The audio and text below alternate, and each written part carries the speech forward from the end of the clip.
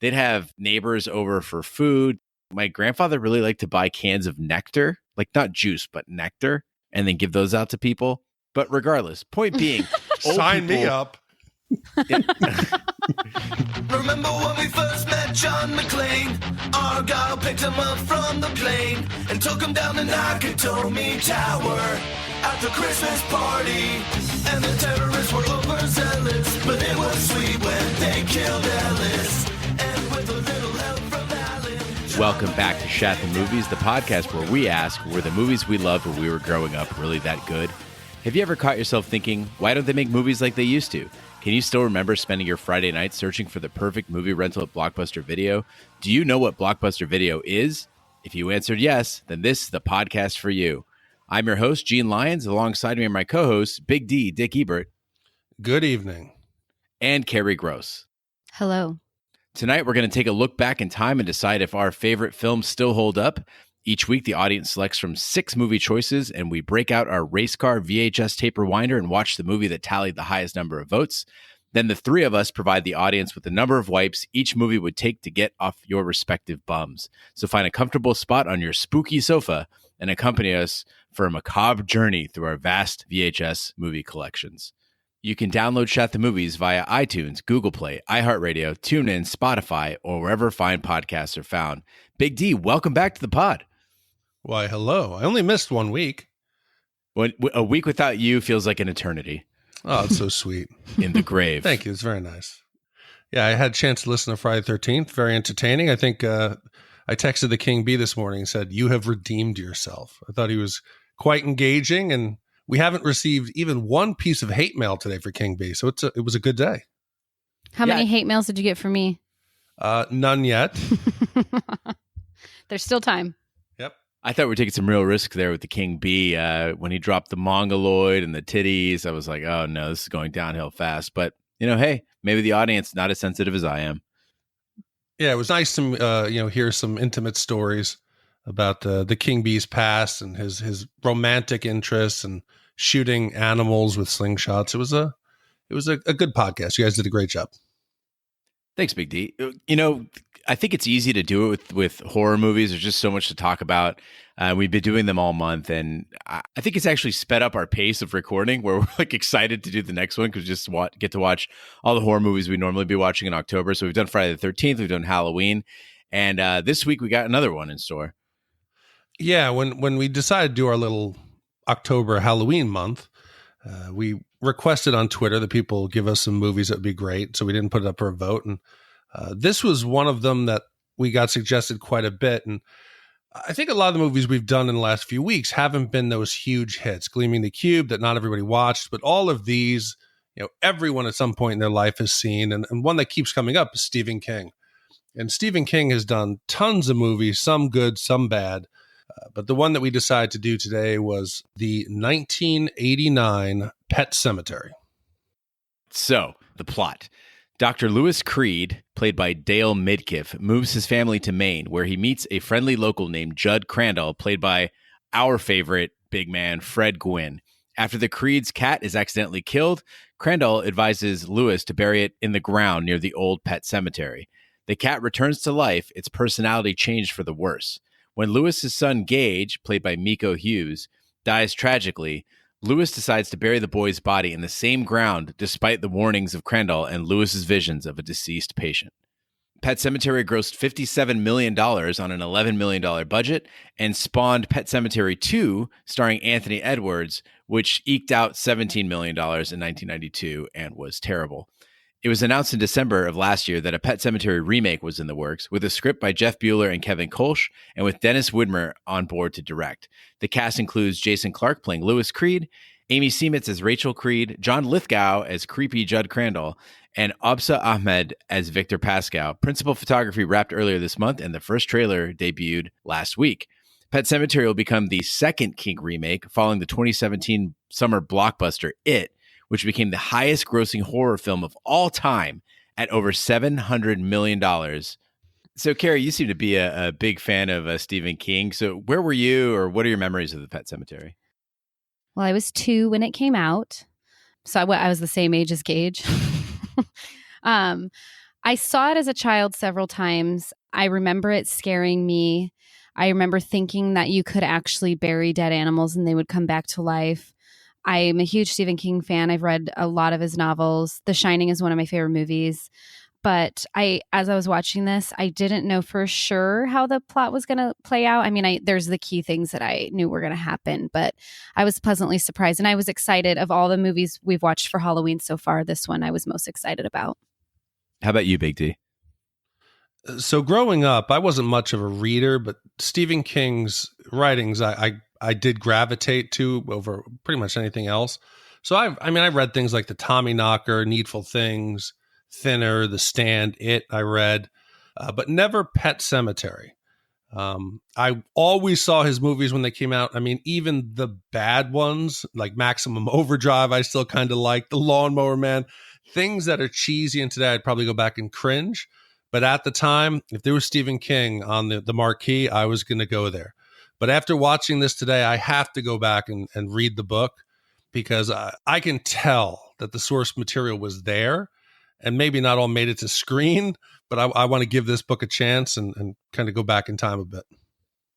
Yeah, for me, it's interesting because I've seen a lot of Stephen King prior to seeing Pet Sematary. I've seen, as you mentioned, The Tommyknockers. The Stand was one of my favorite TV series. I think The Langoliers, that was Stephen King. Yeah. Oh, yeah. The Green Mile. Yeah, The Green Mile. So I've seen a lot of King. For some reason, never seen Pet Sematary before we watched it for the pod this week. And I've always loved the Ramones song. Like I sing it all the time. It's on heavy rotation on my playlist. But I oddly didn't put two and two together and realize that the Ramones song was associated with the movie. And Kerri's like, I'm pretty sure it's on the soundtrack, which it is. And also the music video for the Ramones song, I should have noticed, had some movie clips in it, maybe from the movie Pet Sematary. So I was reading that Stephen King is a huge Ramones fan. And so in the book, he references them a lot. And that someone in the Ramones had read the book. And then so he approached them when this movie was coming out, and they were like super honored to write this song for the movie.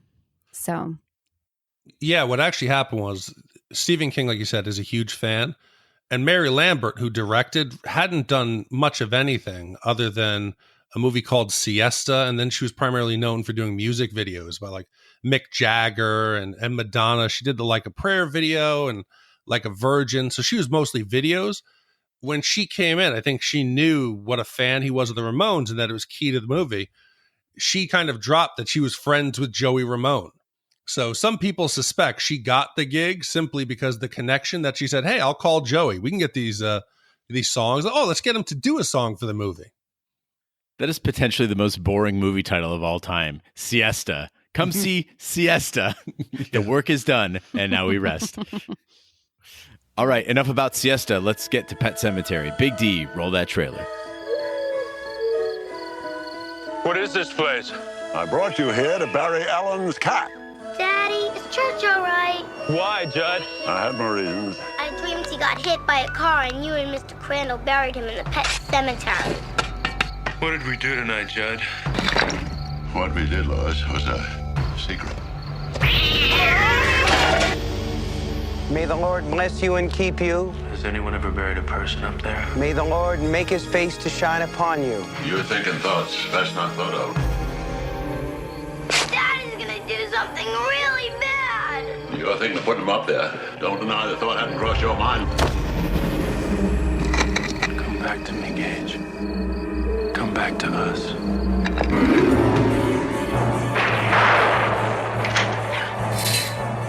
Paramount Pictures presents Stephen King's all-time best-selling tale of horror. Pet Sematary. The Creed family, Louis, Rachel, and their children Ellie and Gage, moved from Chicago to rural Ludlow, Maine, after Louis is offered a job as a doctor with the University of Maine. They befriend their elderly neighbor, Judd Crandall, who takes them to an isolated pet cemetery in the forest behind the Creed's new home. So this book, Stephen King drew a lot of inspiration from his real life. In the summer of 79, when King was a resident and writing at the University of Maine, he rented a house, and there was actually a major truck route that ran right by that used to kill a bunch of the cats and dogs.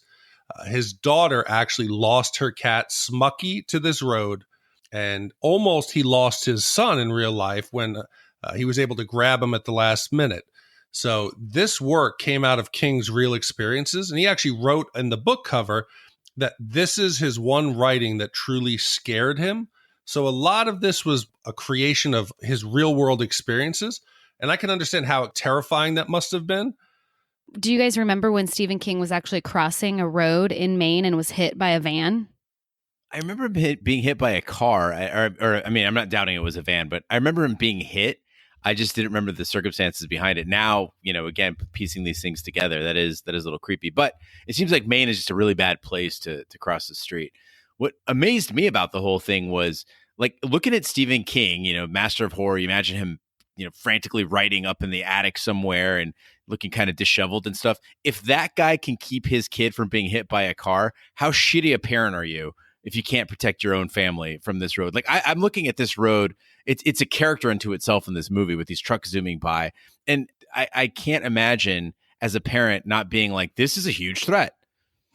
Of course, they pull into the driveway. They're unloading the family. And Gage, who probably has a bit of a death wish. I mean, the first thing, he doesn't look at the tire swing. He doesn't look at the woods. He is staring at that road when the trucks go ripping by. But yeah, I totally agree. How does that first time when Gage gets from the station wagon to the edge of the road and Judd comes over and saves them, they're the most inattentive parents alive. And Lewis's number one fucking job, he's a doctor. He's a smart guy. Put up a fence. It wouldn't take too much effort to just go call a contractor. You're in Maine, get a handyman, and put up a $200 fence. That would be the right thing to do. And until you do that, just tie a rope around the kid's fucking waist and attach him to the building or something, or a tree, somewhere he can't get away.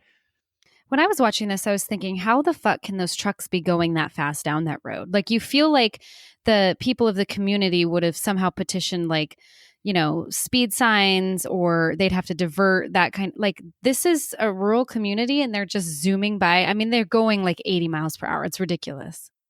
Yeah, I lived in Lima, Ohio, which is West Central Ohio. And when I would drive from Lima to Chicago, one of the fastest routes is actually through many small towns. And as you're going through, those speed limits are, 65, 70 miles per hour. And nobody seems to care. So there are tons of residences on farmland that are abutting the road directly. And cars go flying by them and no one seems to really care. Yeah, in the real town where this was based off of, there was a pulp mill and a refinery at the end of the road. So yeah, residents would kind of be a little upset about the trucks, but when they're employing 80% of the town, these trucks are going to be coming down these roads pretty quick. Yeah, but overall, I mean, road or no road, I think that we've decided, I don't know about you guys, but personally, within the first couple minutes, I'm like, I don't like these people. You think, how he would know if speeding semis were coming by his property is if he'd seen it in person before buying it, and then also maybe telling his wife about it before buying it. Like, the fact that they pull up and they hadn't even seen the house yet, and then it was a surprise to her. Okay, I think that was intentional, though. So I noted that, too, that she pulls up. She's like, oh, my God, it's beautiful. Like, Lewis bought the house without ever showing Rachel. And I think it's meant to set up this really realistic, uncomfortable marriage where she loves him through like clenched teeth. I get the feeling that it's supposed to create this tension that the family's trying to keep it together. And they're barely holding back madness to begin with. So all they need is just one little spark to kind of send everything off. Like, these are not normal people. I hated the dynamic between them. I didn't find it believable at all. And at first glance, I'm thinking the acting is very cheesy. They don't seem like a real couple. They don't seem to like each other very much. And why is she calling him Doc? I mean, we get that he's a doctor, but why are you calling your husband by a nickname of his profession? I felt like she was trying to push his buttons. She from day one was unhappy and was just trying to provoke him. He's taking the poor cat. He's taking church to go get fixed, and she's pushing his buttons. I almost took it like she was calling him Doc to just kind of fuck with him. But Denise Crosby, who plays Rachel, she had done no movies, really big movies prior to this. She had just left Star Trek, and she did like the David Caruso. I'm going to be a big star. I'm going to go to Hollywood and do all these movies. So this was her first attempt at becoming like a serious mainstream Hollywood actress, and she failed miserably. See, but again, I get back to the point where, we're watching these movies with the assumption that we're supposed to like these people. I don't think we're supposed to like them because as Tasha Yar on I'm a huge nerd. As Tasha Yar, she was great. She was very likable. I think she's trying to be unlikable in this. Okay, you say we're not supposed to like the characters. Are we supposed to hate the children? Because Ellie, Ellie was portrayed by twins. Both of them must have sucked because she is awful. She makes Gage. Gage should get like a Children's Academy Award. I know they don't exist, but he held this movie together. I wanted her to go walk into the road. But, the Pet Sematary, I'd only seen one before ever, which was at Edinburgh Castle. And they had that like for the royal dogs. It was like on the side. It was actually like in the wall of the castle. But I think that this is a thing that really needs to be a real thing that people can do. I don't know if you guys have ever run into a pet. I've never seen one in my life other than this royal one. But I can't stand the idea of cremating my pet. All my friends, my family, sure. But like my dog, I'm like, is there a place I could bury her and go visit her that can speak to me?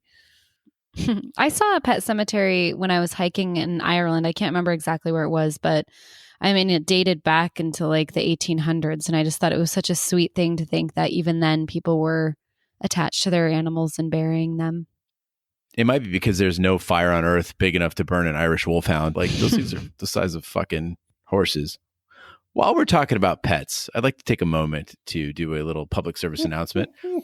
People, as Bob Barker would say, always spay and neuter your pet. Adopt, don't shop. And please, for the love of God, King B, if you're listening, do not let your cat be an indoor-outdoor cat. When people tell me my cat is an indoor-outdoor cat, I'm like, you don't love your cat. Your cat could be hit by a car. It could be attacked by an animal. It could be tortured by kids. It could eat poison.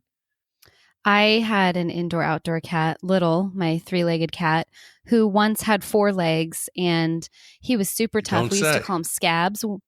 Yeah, he was super tough. We used to call him Scabs when he lived outside because whenever he'd come inside, he was covered in all these scabs from fights and stuff, and he lost like all of his teeth. And then he was missing for a few days, and I just thought he was hanging out at the neighbor's house. And then when I found him, he had one back leg that was like a bag of bones. And the vet honestly didn't know if he'd been hit by a car or if someone had intentionally broken his leg. But I had to have his leg amputated, and it cost $4,000. So just leave your cats inside. But did anyone, before we move on to the next point, did anyone think that when we're introduced to Judd that like there was something eerie and creepy about him? And I got the impression that he was somehow behind the Pet Sematary, that he was responsible for killing all these pets. Well, at the same time, first of all, he sounds like he's like a 1940s detective. They're moving in. The first thing he says, "Oh, do you see that path? Oh, you don't want to go down there." Have you ever been to Maine? Does it sound like that? This is just a guy from Maine. Yeah, Fred Gwynne is nailing it. First of all, there's a lot of things going on here. So there's Fred Gwynne. He's Herman Munster. I mean, he just talks like that sort. He does that weird mouth moving thing. Secondly, he's from Maine. Maine people are just creepy to begin with. And then third, he has hearing aids. Like he's partly deaf. So I thought that the way he spoke was actually really quite realistic. No, we were watching it together. And I was like, why is he talking like that? And he's like, he's wearing hearing aids. And I'm like, so? He's not deaf. I'm not making fun of him for being deaf. He's just talking weird. I'm really snippy when people talk during movies. So I think that was like the third thing Kerri had said. And I was like, listen, he's got hearing aids. Leave him alone. And then she fell asleep. Yeah. So I talk for the first 4 minutes of the movie. And then I sleep the last 60 minutes of the movie. But yeah, Judd, besides just being the wacky neighbor you just met, he is stirring shit up from the beginning. And I still will question whether or not he was more of an active participant, because he's telling them things they don't need to know that eventually lead them down there. Just let them find it. When they come ask you, Judd, you don't need to tell them, hey, day 1, let's go look at the Pet Sematary. As a father to a young girl, how would you feel if your new neighbor came over and decided to have a conversation with your daughter about death and her cat dying, and that she'll have to learn the lesson someday? Yeah, I think that's the last time that Judd's coming over to talk to my daughter. On his first day at work, Louis meets Victor Pascal, a jogger who is brought in with severe injuries from a car accident. He warns Louis about the Pet Sematary before he dies, calling Louis by name despite the fact they have not previously met. After he dies, Pascal comes to Lewis in the night and leads him to the Pet Sematary, warning him not to cross the barrier because the ground beyond is sour. Lewis awakens, assuming it was a dream, but notices his feet are covered in dirt. Okay, so we meet Pascal. He's being rushed into it's the first day for Lewis to be on the job as the physician at the college. He comes in with this major head wound that nobody has taken the time to maybe just, direct pressure, stick a towel on it. He, puts him on the gurney, tells the nurses, we're going to do this by the book. We're going to save it. He closes the curtains and then sits down and talks to him. Did they even try to save Pascal? Did I miss something? Oh, Big D, this is the first step in a long journey of shitty editing. I think what was supposed to be seen there was that he worked for a while and then Pascal died. But the editing in this movie is horrendous.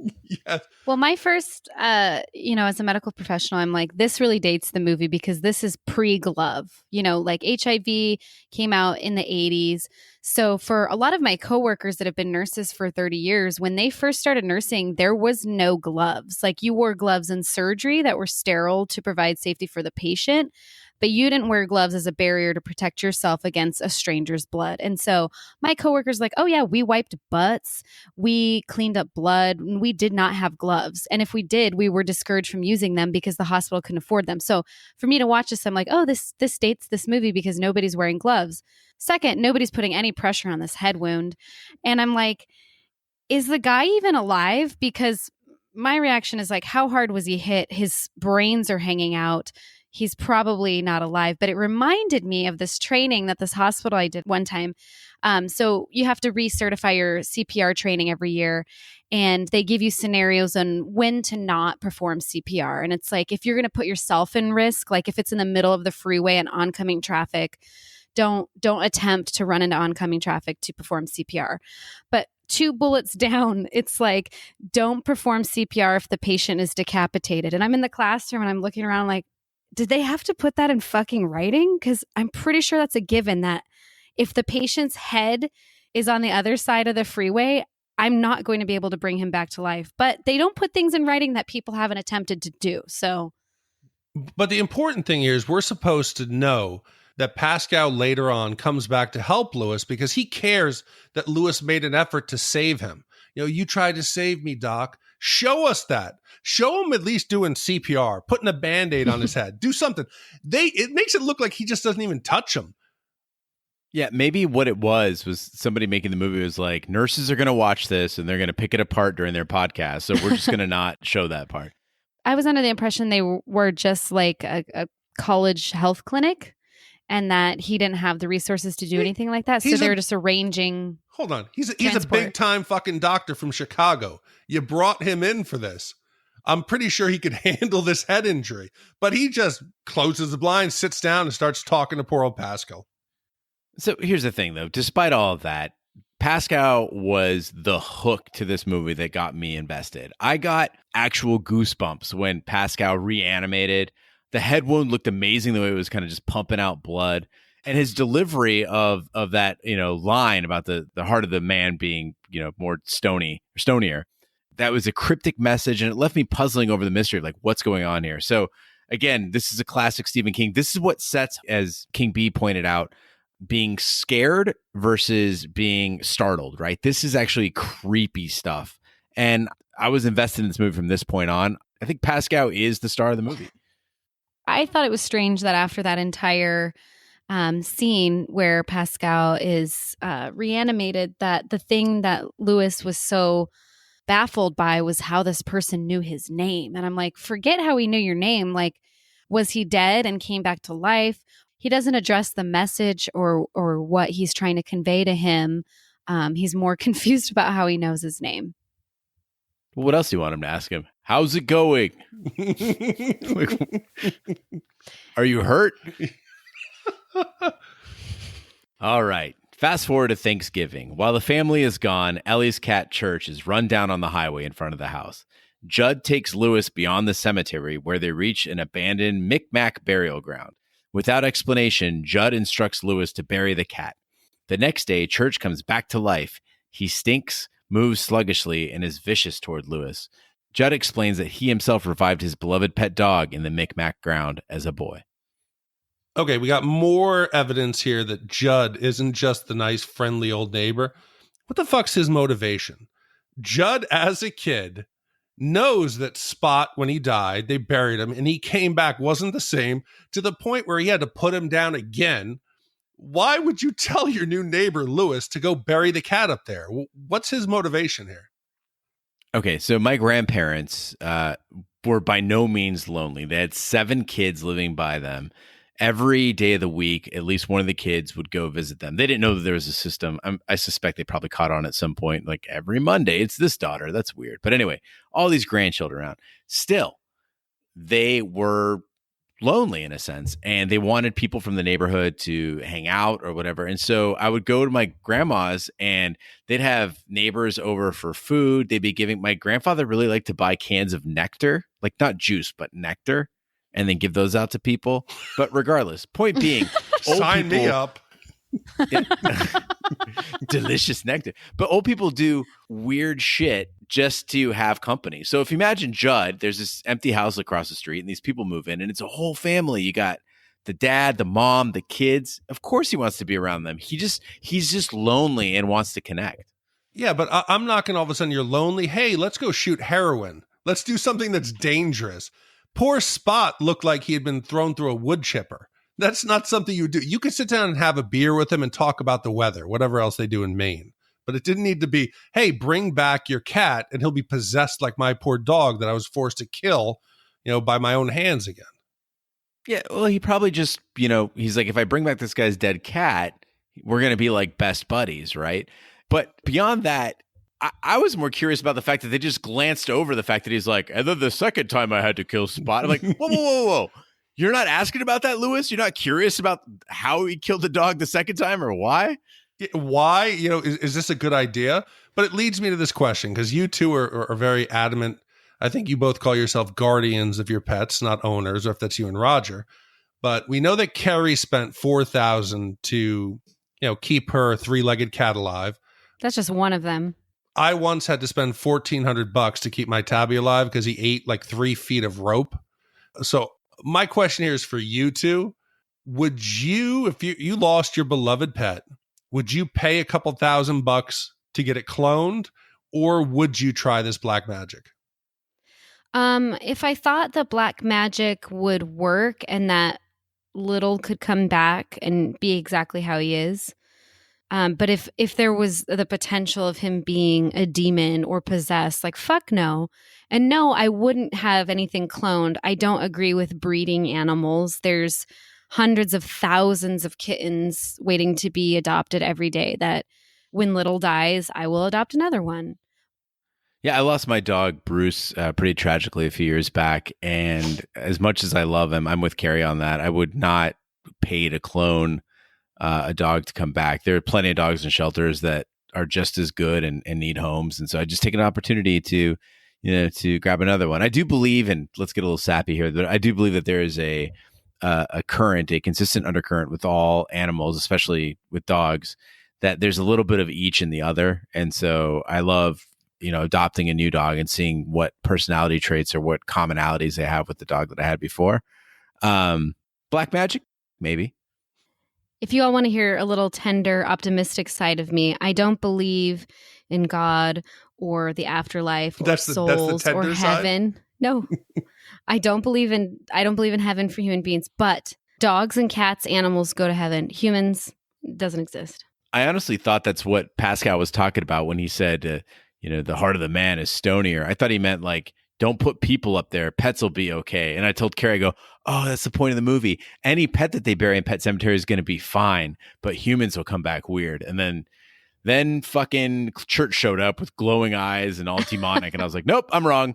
So, but I did like the fact that they made Church kind of teeter behind demonic and cuddly. Like sometimes the eyes were glowing and he's hissing, and other times he had those big orange eyes and looked sweet.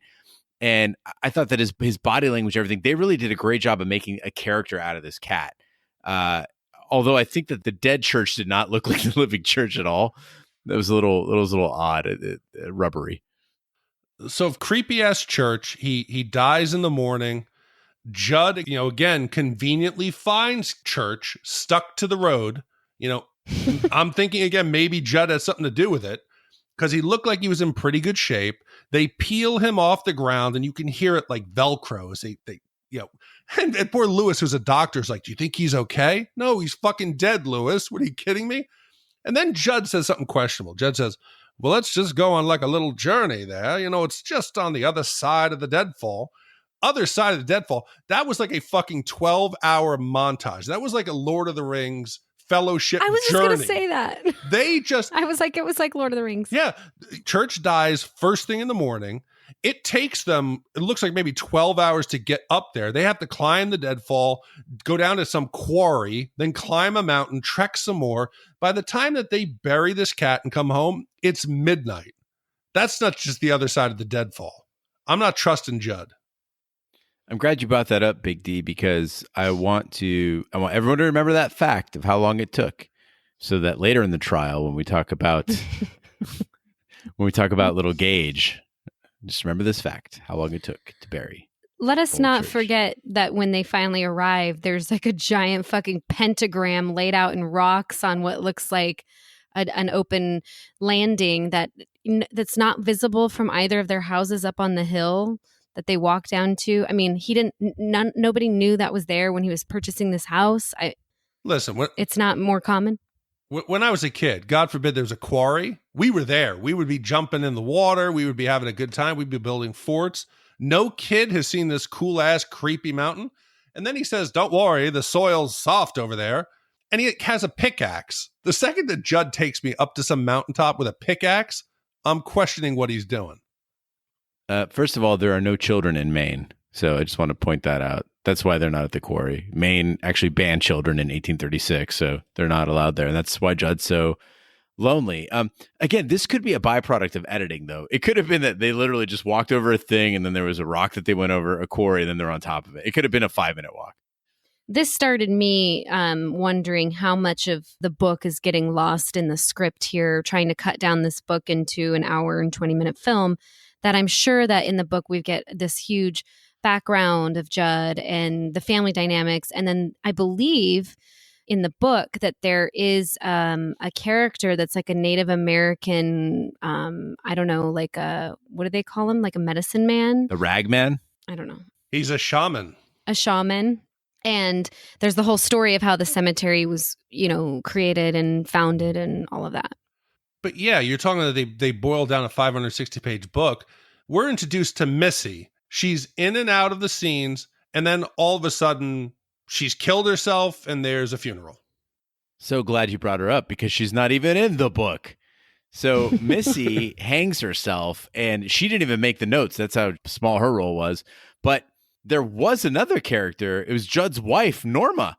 So Judd had a wife in the book that he lives with, and she has a heart attack, and that reveals Rachel's aversion to death, and so instead of Norma, they bring in Missy with her weird stomach pain. So now I'm like, ooh, what's the stomach pain all about? Like, this is gonna do something. Suddenly she hangs herself. We're at her funeral, and I'm like, okay, what the hell was that all about? And so the whole thing was just a device to get the movie to talk about Rachel's aversion to death. Another way you could do that? Maybe Rachel and Lewis are in bed one night and they just start talking about death. Maybe they talk about the cat's death. Like, there's a million ways you could talk about it without bringing in Missy and having her hang herself.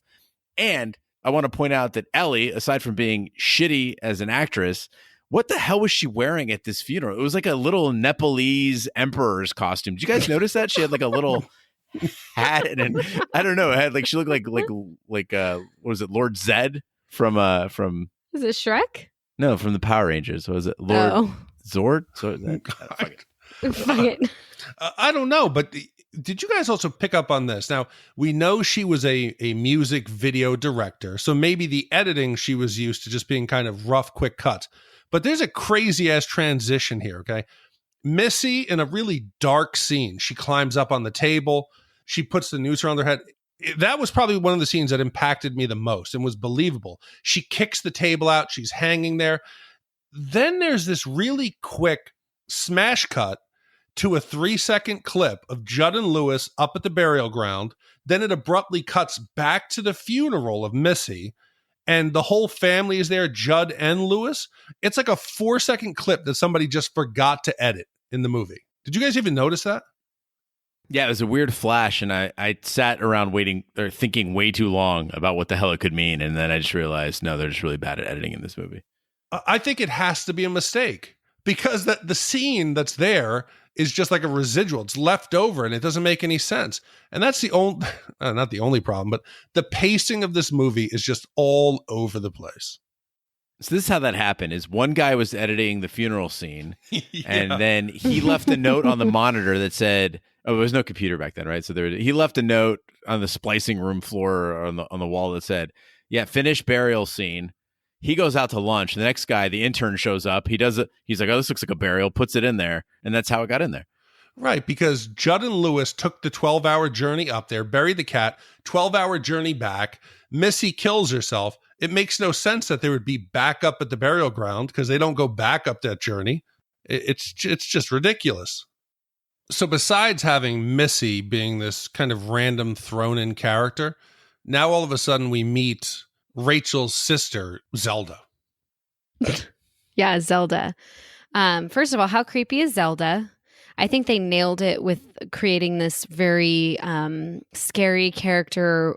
And I was for sure thinking there's no way that that's like a 13-year-old little girl or however old her sister's supposed to be at the time. And sure enough, I look it up and it's like an older man. Yeah. Which makes it super creepy.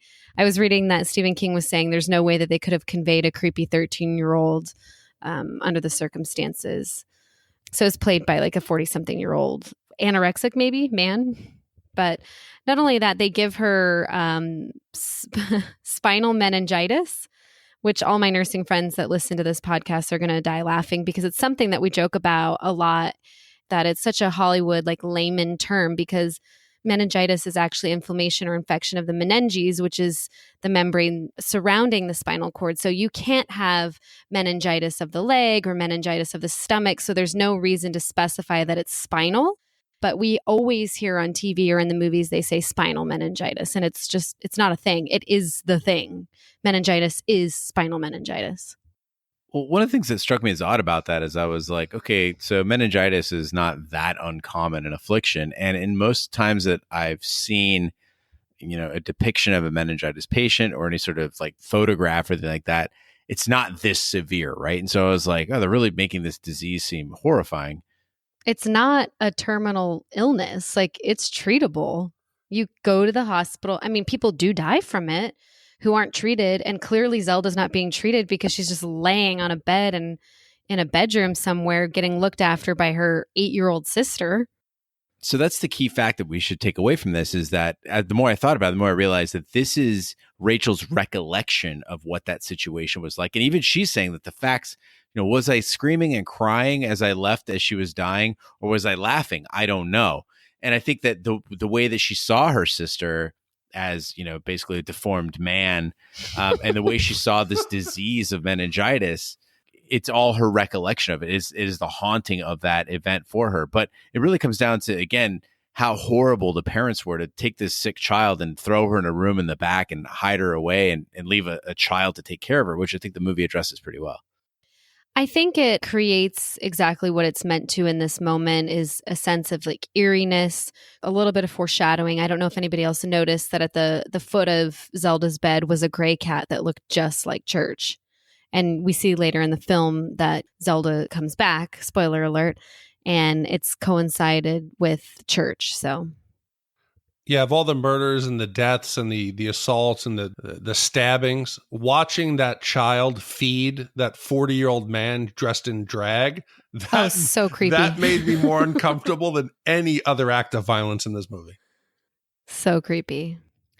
So Gage soon is killed by a truck along the same highway. Judd believes that introducing Lewis to the ritual ground aroused the malevolent forces present there, which caused Gage's death. He tells him the story of a local named Bill Baderman, who buried his son Timmy in the Micmac ground. Timmy returned as a malevolent zombie. A group of men, including Judd, tried destroying Timmy by lighting the Baderman house on fire, only for the deranged Bill to perish with his son. Judd insists that the burial ground is evil, and Lewis must never try to bury his son there.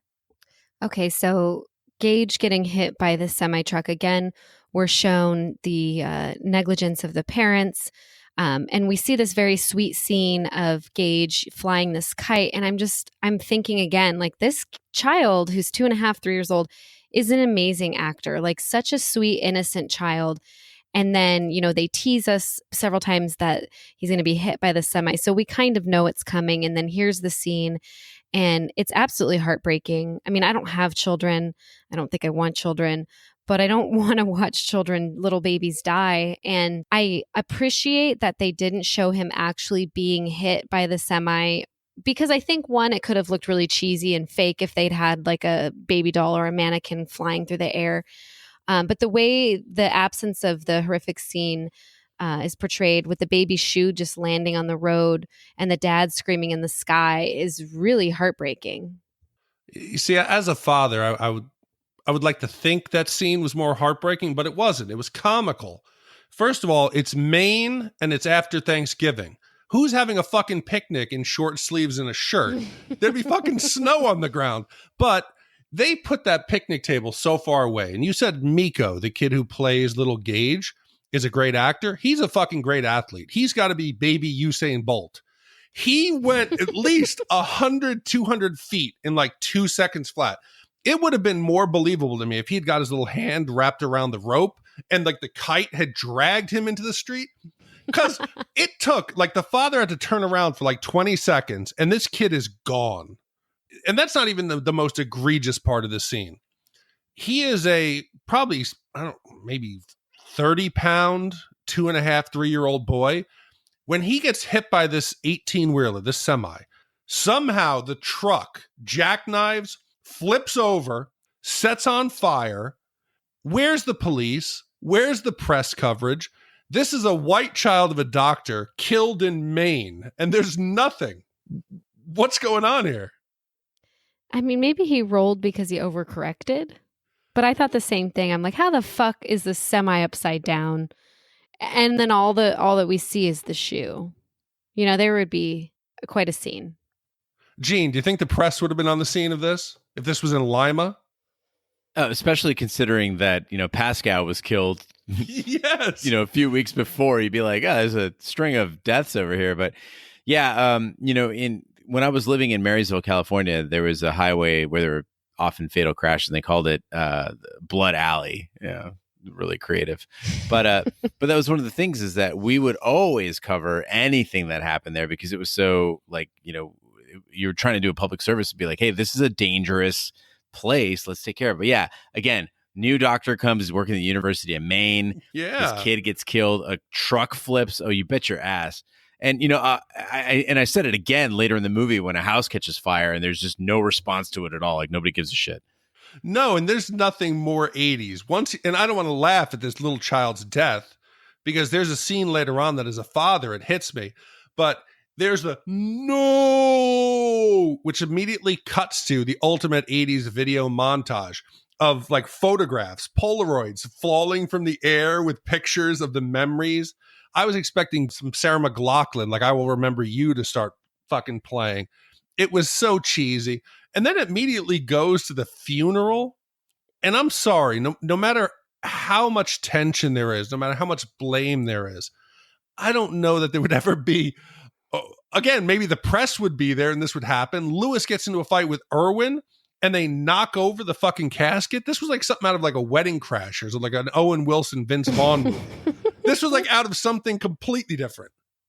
Now, you have to understand, though, it's established that Irwin like fucking hates Lewis. So he's just looking for an excuse. And at first I'm watching this scene and I'm like, I would fucking murder any man who desecrated my child's funeral. Like, if somebody started shit at I'm taking him outside and beating, it's going to be his fucking funeral next, But then I thought about it for a second. I'm like, you know what? No, Lewis is completely at fault. These parents are at fault. How many warnings have you had at this point? You're starting a picnic. Build a fence. Yes. You willingly live near a busy road without a single barrier between your family and that road. You don't watch the kid. You don't put up signs, as Kerri said on the road, like, slow down, children at play. None of that shit. So fuck you. It's actually, Irwin's right. You're a piece of shit, Lewis. You deserve this. I just had two memories. that I should have interjected when we were talking about the press showing up. I grew up in a pretty small town, and we didn't have a hospital nearby. I mean, it was probably a 45-minute drive. Nobody was ever air-vac'd out of there. We didn't have a police force, anything like that. But do you guys remember the Schwann's, like, frozen food delivery? Yeah, they're still around. Oh, okay. Well, a Schwann's driver came through our one paved road was the main highway. It was a Route 60, I think. Anyway, everything else was dirt roads, and the Schwann's man was coming, and this little kid ran across the highway, and it was only a 2-lane highway, hit him and killed him. It was not on the news. The mail carrier, UPS driver, backed up and ran over a little kid. It was not on the news because we lived in the middle of fucking nowhere. We didn't have the news. We didn't have a fire department. We didn't have an ambulance. I mean, those kids were eventually picked up by an ambulance, but they were already dead, and it never appeared on the news. I wish I'd been working at the paper in those days. I would have written those headlines like Schwann song. Oh, and no. And oopsie daisy or something like that. No. Man, let me at him. Yeah, but I'm taking a guess, Kerri, that your father wasn't some rich doctor in from Chicago. No, this is like if you ever watch those helicopter aerial raids of like a meth lab in the middle of nowhere with some single wide trailers. That's where I grew up. Now it makes sense. So if we could take a minute to talk about the Bill Baderman tale and Timmy Baderman. First of all, of course, it had to be during World War II because, you know, they were like, ooh, an opportunity to put somebody in a uniform. But they have this death, and it's, you know, basically classic zombie, you know, typical guy shambling around, you know, eating body parts out in the road, terrifying the populace and all that. But one of the things I really liked about this, and I think it's the crux of this movie, is the explanation of why the dead would want to kill. And normally in zombie flicks, you get, you know, they're hungry, they want to eat flesh or whatever. But in this one, there's a really great point that basically if a reanimated corpse is tormented, it's tortured, it's in pain, and the pain of being alive after death is unbearable. And so they're trying to spare that pain. They think that anything alive would want to be dead because being alive hurts so much. Kind of to quote Judd, that, you know, sometimes dead is better. You kind of sound a little Adam Sandler-y there, but the point being is that anything brought back, it's not experiencing the joys of life anymore, that it would rather be dead. Okay, I like the way you put all that thought and heart and caring into that belief, but you're completely wrong. In the book, they're not zombies. When Baderman comes back, he's not eating people. He's just an asshole. When the dead come back, they're similar to themselves. Like, they just talk shit because they have the knowledge of the ghosts, much like Pascal does. So they would be like, hey, guess what? Your wife is cheating on you. She's fucking the neighbor. Oh, guess what? Your kids don't love you. They're just into their inheritance. Fuck, dude, I'd be reanimating every member of my family that ever died. That'd be so much fun. That would be like my ideal family, just people who talk shit and share secrets. I was just thinking, am I reanimated? I'm kind of an asshole. I don't know. You are kind of sluggish and smell weird. Did you ever see like the front grill of a Schwann's truck? After the funeral, Rachel and Ellie leave for Chicago. Louis exhumes his son's body and buries him at the ritual site. In Chicago, Pascal appears to Ellie in a dream and warns her that Louis is about to do something terrible. Rachel decides to return to Maine, much to Judd's alarm. That night, Gage returns home and slashes Judd's Achilles tendon before killing him. Rachel returns home and is lured into Judd's house by the voice and specter of her dead sister Zelda, only to discover that she is actually seeing Gage holding a scalpel. In shock and disbelief, Rachel reaches down to hug her son, and he kills her. So I got to talk about this exhumation first. So I don't know if you guys have hung out in cemeteries a lot. I have. And this guy goes to dig up his son, but he goes during the day, and then he just kind of sits there with a bag of like digging tools, and no one seems to give a shit. And I know the cops roll by while he's doing it, but no one notices. And I've tried to have sex and make out at a cemetery, and security will always harass you. If you sit still at a cemetery and look even remotely suspicious for more than like 5 minutes, they're there. I think it was the velvet cape that gave you away. But I had a bigger problem with that. We saw what happened to poor Pascal's head when he was hit while he was jogging. You know, he's missing half the side of his head. This little 30-pound, 2.5-year-old boy is hit by a semi, which then flips over on top of him, presumably. And it's gross. He'd be chopped meat. there would be almost nothing left of him. And as I see Lewis cradling this little body and taking him up to the burial ground, there would be nothing left. This reanimated pile of meat and bones would not look anything like a child. Yeah, that might be the best case for cremation at that point. If if your kid is, but then when Irwin knocks it over, you're going to have ashes everywhere. It's going to be, a big mess. My uncle was schizophrenic and he was hit by a semi on the freeway. And my grandmother, Irish Catholic, insisted on an open casket. And I was about 4 years old. And he was just wrapped like a fucking mummy. Like there was no part of his body showing at all. And everybody's touching and kissing him. And it was just gauze. I mean, he looked like a fucking giant Q-tip. There's no fucking way. He was applesauce on the highway. I want to give you a hug, Kerri. What the fuck happened to you? Each time you have a story that just makes... I have so many more stories too. I'm trying to think of all the horrific... God, no. When I work trauma ICU, people coming in and I'm like, this person I'm not even not talking gonna that. live. I'm talking about you as a kid. Like all the things that went on. What? You want to hear another one? No. You don't have to put it on the pod, but when I was watching this, I was thinking my mom's best friend growing up had 3 little kids and they were like 3, 2, and 6 months. And they were in the back seat and she was backing out of the driveway and the 2-year-old opened the door and rolled out and she ran over her fucking head. Stop it. That's my biggest fear every day. Every day I pull out of my driveway, that is my biggest fear in life, is backing out. Got to have the child lock on. No, not that, but my garage. Like that, I will be backing out slowly and my daughter will come running out. It is the most terrifying moment of every day for me. You knew Big D, got to put up a fence. Yeah, I seriously do. I agree. You got to put her on a leash till she's about 17. No. So despite the fact that he should be a big, pulpy mess at this point, Gage is intact. Lewis takes him and he decides to, take him to the Micmac grounds where he'll bury him. But I started doing the math on this as we've been doing a lot of detective work here on the pod. An experienced gravedigger digging by hand with a shovel would take 6 hours to dig up a grave. So assuming that the sun went down at 7, Lewis would have to dig until 1 just to get Gage's body out. Then he's got to transport it over hill and dale past the quarry and the rocks and all that shit to the Micmac grounds. And then he's got to, bury him there. Now, granted, he didn't fully bury Gage. He just kind of piled some rocks on top of him because that would have taken another 6 hours. But then he trucks his ass home and goes to bed. This doesn't match up. This would take like 2 days. But all of a sudden now, you don't have to be buried in the cemetery to come back to life. We could just lay you on the ground and cover you in rocks. I need some consistency in my black magic.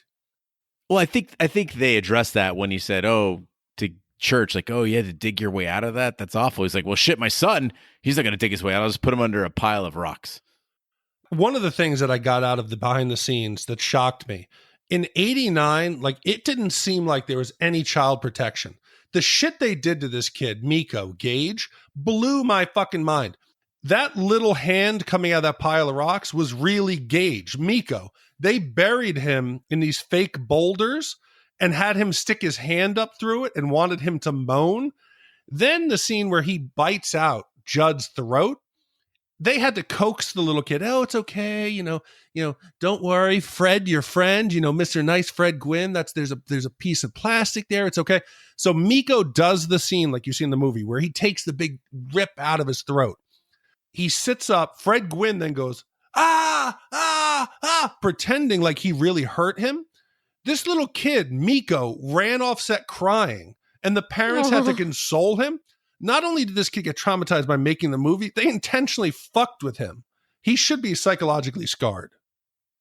I was, while watching this, wondering, since you have a child around this age, do you think that she could pull any of this off? I mean, you've sent us some cute videos where you're like, say hi to Kerri, and she kind of gets shy and stage fright. But this kid, he is the most terrific actor on this film. He nails it.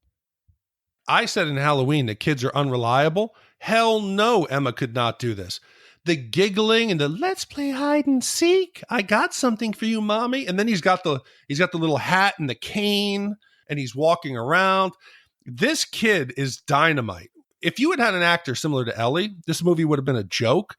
Gage makes this movie what it is. And everyone, if you just Google Pet Sematary, you'll get 1,000 GIFs of just Gage being creepy. Oh, he's awesome. And there's no way Emma could do this. No way. Here's the thing, though, is you know that this didn't break the child. Kindergarten Cop, he was in that as well. That's where Miko Hughes' mind fell apart. Boys have penises and girls have vaginas. Same kid.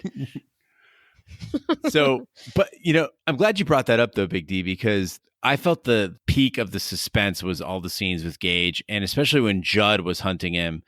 He goes upstairs and he's got his knife out and he's looking for Gage. And there's something creepy about the fact that a little kid could be hiding like fucking anywhere. And where's he going to pop out from? And I started thinking about how much creepier it is rather than that big monster, the little things that can kill you, whether it's Chucky or Critters or Gremlins or Tyrion Lannister, like anything tiny that can kill you terrifies me. So we've got Judd dead. We've got Rachel dead. And waking up from his sleep, Lewis receives a phone call from Gage that he has played with Judd and Mommy. Lewis fills syringes with morphine and heads to Judd's house. He kills Church before being startled by Rachel's corpse hanging from the attic.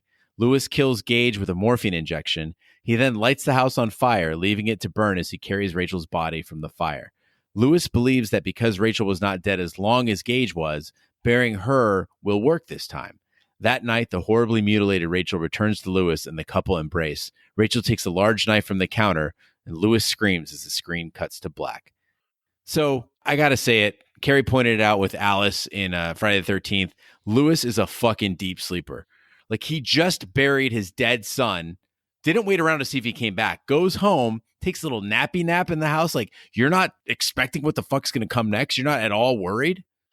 See, I don't know. I think they may have been trying to make us believe that this was some kind of possession, that he's not doing it of his own free will, that there's something guiding him, and maybe, just like the brother in Lost Boys coming back and crashing out, that it wasn't just him going to sleep.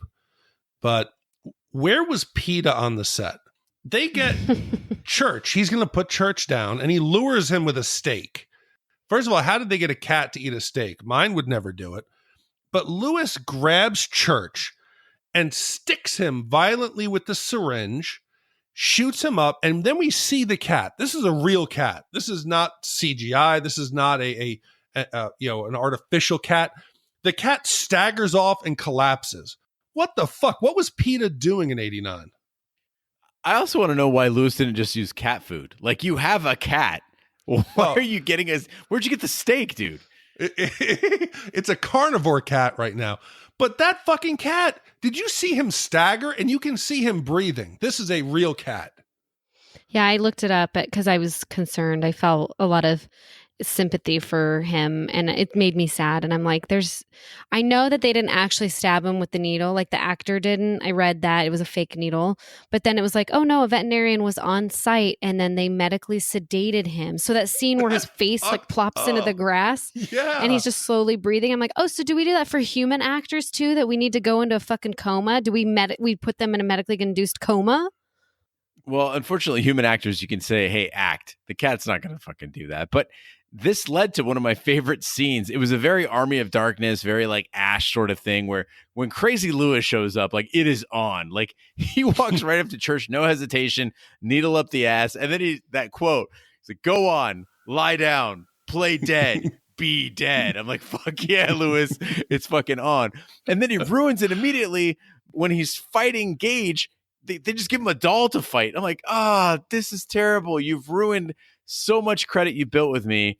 You'd think that movie after movie would teach directors that a human fighting a doll never looks good. Just don't put that scene in there. Don't do it. And they have the little Gage doll, like Superman out of the fucking attic. He's like on a rope and he just hands forward, like, shoots, grabs him. They're fighting and it's comical, but it quickly changed for me when finally Lewis gets the upper hand and he takes the syringe out and he slowly again sticks it into his neck. And Gage just stands there. And again, this is a testament to Miko. He kind of stumbles a bit and he says, no fair. And he kind of stumbles around the corner and then he trips and falls into the wall. I almost had to turn it off at that point. How that kid pulled it off. And again, did they sedate him like they did Church? Because he just collapsed into a heap against the door. He cracked his head on the wall. Yeah. Beyond that, let's talk about the actual point of injection. He's suddenly crying just like a normal child. Yeah. And to be a father, having to off your son that you brought back, and then he's just crying like a normal kid. There's nothing demonic about it. Nothing. It's just a little boy crying, and then he kind of teeters off. It was heartbreaking. Yeah, it was super sad, but I felt like the choice of words for no fair was bizarre. No, it was absolutely right because they were playing a game. Yeah. He was just playing. They were playing. Okay. You know? See, I didn't read it like that. I'm like, if he would have said like, but daddy, or like, but I love you, daddy. Because remember when he's on the phone with dad and he's like, I love you, daddy. I love you, daddy. And daddy doesn't answer at all.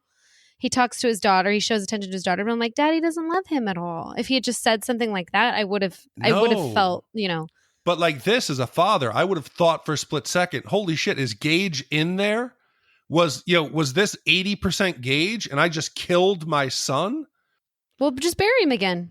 Oh God. I would have been okay at that point if maybe, Lewis turns around and shoots himself. I think that would have been an interesting ending, that he realized maybe there was some of him still in there.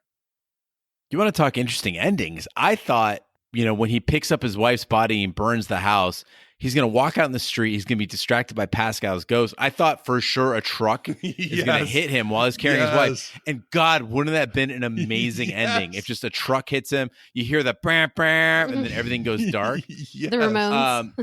And then cut to the Ramones. Perfect. Yeah, that's much better than the ending that we got, where, okay, it didn't work for Gage. It didn't work for Church. Let's bury the wife. Fine. I guess at this point, you've got nothing to lose. Because you're going to jail. You set fire to Judd's house. It burns to the ground. And again, the 12-hour journey back and forth to the burial ground, there's still no police on scene, no fire department, like you said. But when my wife, I love my wife, but if my mutilated and dead corpse of a wife returned home with a pussy eye hole, the last thing I'm going to do is start running my tongue over this ooze and start kissing her. For God's sake, I just murdered my child a few hours earlier. I'm not thinking about getting busy. No, and I was thinking for sure there was no way he was going to bury her. He had just learned his lesson that Church was unsuccessful. Yes, he was brought back to life, but he was a demonic cat. And then his child just killed his wife and the neighbor with a scalpel and was attempting to kill him. There's no way he's going to pick up his wife, trek her down, the trail to the pet cemetery and bury her in hopes that she will, third time's a charm. But I'm like, how's this going to end? Because, her father calls and wants to speak to her and he already knows she's dead. His neighbor's dead. His house is burned down. His son is dead. And we could keep going. The woman who killed herself committed suicide. That could be considered suspicious. The jogger that he didn't provide any medical care to could be suspicious. I'm like, this guy's going to fucking prison. What does he have to lose? He's going to bury his wife and see if she comes back. What makes you think there's a prison? There's no fire department. There's no police. There's no press. There's nothing. There's no infrastructure, no kind of regular law and order. Yeah, I think if you do all this in Maine, you just get a letter that says you have to go to Delaware. That's it. New England justice. So I think with a lot of Stephen King adaptations, this could have been better as a miniseries. We could have gotten a lot more background, maybe some more examples of things that had been buried and brought back to life. We could have had more character development because I just feel like a few of the characters they brought in, we weren't invested in at all. But again, it's the problem with most Stephen King adaptations. You can't take 20 pounds of shit and stuff it into a 5-pound bag. King's books are 500 pages plus. And they really go into setting the mood and developing the characters. To fit that in a 100-minute movie, it's almost impossible to do. And I'm not going to be that guy who says, oh, the book is so much better. But the book allows you to actually focus on the details and not everything is rushed. So yeah, most of his works will never be as good when you put them on screen because there's just not enough time. Has anyone seen any of the sequel? Sequels? Is there more than one? I think there's just Pet Sematary 2, I think. Why would I do that after watching this? Yeah, because Ellie's still alive. Oh boy, Ellie's- more Ellie? Sign me up. What happens to Lewis dies, and then what? The mom is just alive killing people? Ellie comes back with Irwin. They see that the father's dead. Then Irwin takes him up, buries him. He comes back to life, kills Irwin. Then Ellie takes Irwin, buries him. It just keeps going on and on like this. No. It's actually got Eddie Furlong in it. And basically, Pet Sematary 2, a mom dies and the kid moves back to his hometown with his dad. And then the kid finds out about the burial grounds that brings people and animals back, et cetera, et cetera. But it's the same burial grounds, but it has nothing to do with this family. Same director. Ugh. Yeah, so I just read the tagline and it says, Pet Sematary 2, Raising Some Hell. No, I won't be watching that. So something that kind of frustrated me is that I read that George Romero was originally set to direct this, that he had bought the script and then backed out to do something else. And I just can't help but think how amazing this movie could have been, because he does zombie films so well. And I mean, this is essentially a zombie film that I can't imagine how amazing it could have been if he could have picked, who the actors were. Tom Savini, the guy that did special effects and makeup for Dawn of the Dead and Friday the 13th, was also one of the choices to direct the film. And if only that they could have, because I feel like a lot of the direction is where this went wrong. I don't know. I got to correct you there. Romero couldn't do this movie because he was still finishing Monkey Shines. And if you look at the movies that he did after this, I don't know that Romero would have done this any justice. Two Evil Eyes or The Dark Half or those god-awful Land of the Dead, Diary of the Dead. George was past his prime at this point. Yeah, I would have really liked if there actually weren't any gore or zombies in this movie. And as Big D said, everyone just came back as normal-looking assholes. That would have been really a great movie. Assholes. Talking shit. Provoking Irwin. This would have been great. Just lazy, like mooching pieces of shit. Yeah. Give me another Diet Coke. All right, speaking of assholes talking shit, it is time to rate this movie on the Shatt meter. If you're not familiar with our Shatt scores, it goes from 0 to 5. 0 wipes is a pristine picnic on a sunny December day in Maine. 5 wipes is your wife's oozing pus-filled eye socket. Big D, we'll start with you. What is your Shatt score for Pet Sematary? So I wrote this before watching the behind the scenes, and I feel bad about it because watching the behind the scenes, I see the dedication that they put into it. It was not a lack of effort. But in the end, Mary Lambert, I don't think she was up to the task. She was the hot new thing in Hollywood as far as directors because she had done the Madonna videos, Janet Jackson, the Go-Go's, Queensryche. I mean, come on, she's a hot commodity in Hollywood. But she wasn't up to it. I think her lack of long-form storytelling resulted in the movie being kind of oddly paced, and it caused a lot of editing issues. And in the end, the movie wasn't what it could have been. So sadly, even though I know they tried and everyone put their effort into it, I think the end result, as much as everyone loves it, besides Gage, he's a half-white child performer. His parts are dynamite, but the other parts, they have issues. I think at best this is a 2.5. It is an average horror movie at best. But Gage, man, I could watch that kid all day. All right, that's 2.5 wipes in the Shatt meter from Big D. Kerri Gross, what's your score for Pet Sematary?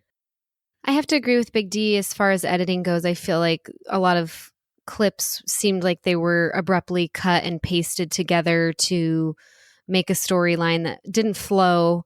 I feel like a lot of the story was lost in the editing. I feel like almost all of the acting was awful. If it hadn't been for Gage or Fred Gwynne, if it weren't for the two of them, that this one might be almost intolerable. But I feel like the story itself had a lot of potential, and I did like the gore aspect of this, especially comparing it to the other 2 Halloween movies we've done. I felt like Halloween was lacking what we needed for 80s gore, that Friday the 13th was there. But this, I mean, the scene with the Achilles tendon, have I not been fucking talking about checking under your car for the Achilles tendon and then Gage slices open his Achilles tendon? I feel like Gage and the gore really made it for me, and Church. Had it been a better director, had it been a mini series, it could have gotten a better score. But if I'm comparing it to the other two we've done so far, I think I like this one the best. So I'm going to give it a 2 wipe. All right, that's 2 wipes from Kerri Gross, 2.5 wipes from Big D, Dick Ebert. I've got to say, I think it's a little bit better than you guys. In all the 80s movies that we've covered, this is the first that I found even remotely spooky. So Friday the 13th, I was entertained. Halloween, I was entertained. Even Flatliners, entertained, but not scared at all. I never got that goosebumpy, weird feeling in my gut. And this one I did. There were moments where I just got chills. And I think we really owe it all to Pascal and spinal meningitis, but mainly King's writing. That good, creepy writing goes a long way. And this just shows the difference between any movie made without a strong base of writing behind it. The acting, it wasn't great. The editing was a disaster. It didn't live up to the source material. But this just proves that a bad adaptation of Stephen King is still a pretty okay movie. So for me, I've got to say just a smidge better at 1.5 wipes. And averaging the 3 of those, we sit right squarely on Kerri's rating. It's a 2.0 wipes average for Pet Sematary. Okay, so in the pantheon of Shatt, we have done now, this is movie 86 at a 2.00. That puts this tied in the 33 spot with Tombstone, Beverly Hills Cop, The Blues Brothers. It is worse than Who Framed Roger Rabbit, Starship Troopers, Planes, Trains, and Automobiles, and it's better than Home Alone, Major League, and shockingly, The Goonies. I'd say that's all about right, except for The Goonies, but we know who's to blame for that. That's Roger. That's Roger's 3.0, 100%. So yeah, without that, I think it's where it belongs. But my question for you, have either of you watched the trailer for the new one, the new remake? No, not yet. It just came out, this week? Came out this week. I've Watch it. No. I'm optimistic because it looks like the bones of this movie is there, but I for sure when it comes out next year will be there and it'll be put to the test. Can a different director turn this material into something compelling and coherent all the way through? And I think we get that answer next year. All right, that makes 2 wipes as the final Shatt score for Pet Sematary. We have voicemail this week, which is really exciting. We love hearing from the listeners. Who's on the podcast this week, Big D? Oh, this is one of our longtime listeners and one of our favorite people is Zach from Walnut Ridge, Arkansas. And he's got a bit of a problem with Armageddon and our take on Harry Stamper. So let's hear what Zach had to say. This is Zach from Walnut Ridge, Arkansas. And I just wanted to give you actually about Armageddon. All right, first off, it ain't Super Walmart. That's off subject. It ain't Super Walmart. It's Walmart's. Third, that movie wasn't no commercial for NASA. It's for oil drilling. Because I got buddies. All did it after that because Harry Stamper is an American hero, and I ain't going to hear you say nothing less about it. Also, I'm tired of hearing that you can't solve every problem with a little patriotism, shotgun, or a toothpick. And the only reason 2 of them boys made it back is because they had their little darlings. Anytime you got a little darling, you're going to make it home. Harry, he didn't have one. Had no wife. She's gone. That's why he had to stay. It was time to end. Let the family continue, because that's what Southern values are all about. Anyway, enjoy the podcast. Y'all guys have a good one. I love Zach. Zach, thank you very much for calling in. I agree with you. I think that Gene and Roger were way too hard on Armageddon, and they missed the good, fun, American, fuck yeah, America aspect that they were going for. I agree with you 100%. There's nothing a shotgun, toothpick can't fix. I just love that we've been doing this podcast for a couple of years now, and somehow Zach has a more tight, more punctuated, more animated delivery than any of us. That you are a rare talent, Zach, and we appreciate your voicemail. It's a true hero. True hero. All right. Aside from that voicemail, we also have some shout outs this week. Big D, any shout outs from your side? Yeah, we got Jason in Gloucester, UK. And then I also want to give a shout out to Jack D from Arizona, who wrote in and wanted to tell me that he was built like Joe Pesci, 5'8" and a muscular 210, and that he wanted to fight me. He said he would beat my ass all day. So I had to tell him, I said, I never pretend to be a tough guy. I never underestimate people. And Jack was very nice, but I mentioned to Jack that the one person I would want to scrap with is Eugene. I want to see if all that Krav Maga, if all that training really pays off, if you meet their strength with your speed, if all that bullshit's going to work for you. It's actually funny you mentioned that because I had a daydream the other day. I was in the garage and I was unloading some stuff from the car, and I found myself standing in the garage, and I realized like 10 minutes had gone by, and I'd just been standing there with my arms full of like duffel bags. And I realized that I'd been having a daydream about like a celebrity boxing match for the podcast. It was Big D versus Gene Lyons. And we broadcast it on the web for people to watch. And we were like, that was what propelled us into stardom, was that celebrity boxing match that like 300 people would watch. Let's be honest. Oh, I 100%. When I come out to Arizona, I will definitely come to your class because not thinking that I'm going to beat your ass. Cause like I told Jack, when we used to do wrestling and some jujitsu for PT in the morning, the littlest guy in my unit, he would beat the shit out of me. Even though I was at that point, 6'5", 210, lean, ripped, he would let me physically dominate until I made a mistake and he would submit me. Brute strength and size is no match for technique. So I would not scrap with Jack. I would scrap with you. But who would our undercard be?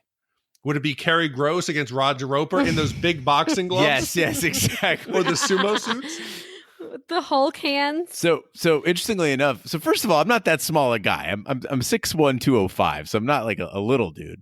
But an interesting thing, so King B stopped by my Krav class today at evkmselfdefense.com. He stopped by today to pick up some jewelry that he had made and that I happened to be transporting for him. That is not code. It was literally jewelry. Yeah. And he stopped by and I'm like, hey man, like, why don't you, Kerri thought that he was going to take a class. And I was like, yeah, man, why don't you like jump in? Let's take a class. Let's do it. And he's like, I don't want to hurt my hand or my wrist because then I couldn't make jewelry. And I was like, that is the lamest fucking excuse I've ever heard in my life. Yeah, I guess King B's fighting days ended when he got his jaw broken. I think you're right. You guys could have your fighting match when you fly out for Medieval Times opening. Oh, shut. They're opening one up? Yeah, in Scottsdale. Ooh, let's go. There's two reasons. You got to come out. Oh, 100%. I think so. I got to make it happen. All right, that concludes this week's episode of Shat the Movies. Be sure to follow us on social media and share with a friend. We're on Twitter, Snapchat, and Instagram at Shat the Movies. On Facebook, search for Shat the Movies Podcast. The website is shatthemovies.com. Our email address, if you'd like to suggest a category or a movie, is hosts@shatthemovies.com. We also welcome any feedback that you have. If you'd like to help us out, one thing you could do that would really be a great help is to take our survey on Libsyn. It's just a way for our podcast network to know who's listening so that we can get sponsorships and continue to bring this program to you without asking you for any money. That URL is survey.libsyn. That's LIBSYN.com. So survey.libsyn.com/shatthemovies. Just go there, tell them a little bit about yourself, and they just want to know who's listening. Everyone wants that mattress sponsorship, so that's what we're going for. We really need to get Casper or Tufton Needle or somebody to help us out. Maybe Blue Apron, that'd be nice. Oh yeah, maybe maybe some wineries. What was the erectile dysfunction one that we had? Hims.com. Yeah, come on, it's perfect. Yeah, Hims, e-cigs, Dollar Shave Club. Oh, that'll all be great. Look at all this free sponsorship that we're. Yeah, so fill out the survey. Some people hesitate because it's like asking you basic stuff. How old are you? Sex. How are your boners? Gender, employment. Yeah. Do you have a problem like Bob maintaining a reliable erection? But fill it out. It helps, potential sponsors see that our audience would be a good match. So if you take a couple minutes for the time that we put in, we'd greatly appreciate it. Thanks, Big D. We're everywhere fine podcasts can be found, including iTunes, Google Play, Stitcher, and YouTube. Be sure to subscribe. And if you stop by iTunes, be sure to leave a 5-star review. That helps the podcast grow. Also, you can check our sister podcast, Shatt on TV, where we review TV series such as Westworld, Taboo, American Gods, and Game of Thrones. You can find all that information on our website, shattontv.com. On behalf of my co-hosts, Big D, Dick Ebert, Kerri Gross, and Roger Roper, who could not be with us tonight, I'm Gene Lyons. Be sure to join us on Halloween for our final installment of A Spooktacular October, and listen for the trailer coming up next. From the director of Pee-wee's Big Adventure, Adam and Barbara are ghosts. What's the good of being a ghost if you can't frighten people away? Their house is being haunted by the living. Maybe the house could use a little remodeling. And they can't scare them into leaving. They're dead. It's a little late to be neurotic. So they're calling on Beetlejuice. Beetlejuice, Beetlejuice, Beetlejuice! Who's no ordinary ghost. Yeah, you don't want his help. Can you be scary? What do you think of this? Now, the party's over. You want somebody out of the house? I want to get somebody out of your house. But the fun has just begun. It's showtime. Learn to throw your voice, fool your friends, fun and party. Not bad. This is amazing. Want a cigarette? Oh, no, thank you. Oh, yeah, here I come, baby. He's guaranteed to put some life. Attention, Kingward shoppers. In your afterlife. Michael Keaton is Beetlejuice. I'm the ghost with the most, babe.